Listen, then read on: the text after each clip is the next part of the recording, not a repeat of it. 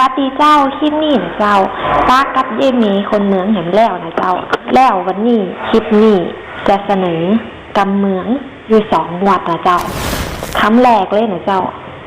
ถึงแปลว่าท่านรวมทุกตึงมูตึงมวลแปลว่าทั้งหมดทั้งมวลตึงวัน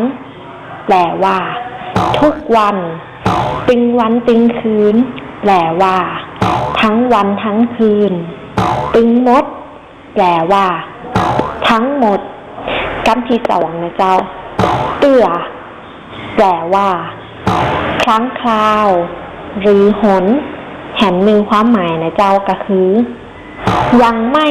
คำนี้เอาไว้ลงท้ายนะเจ้าแสดงการปฏิเสธเตื่อเดียวแปลว่าครั้งเดียวเตื่อน้อยแปลว่า